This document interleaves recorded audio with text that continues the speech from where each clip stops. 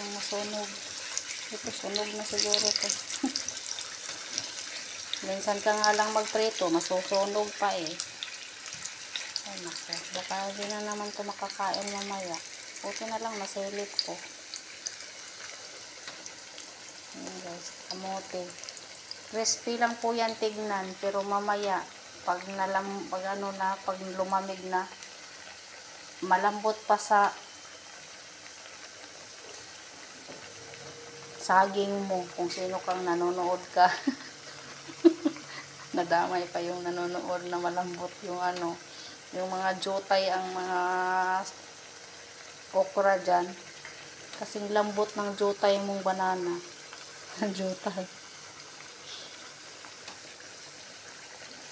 Kasi nasubukan ko na to guys. Bumili ako ng dalawa. Pangalawa to. Yung unang isa nito na prito ko na. Naku. Crispy lang siya sa umpisa. Pero mamaya pag mga after an hour, malambot pa sa itlog niya. Itlog bang malambot?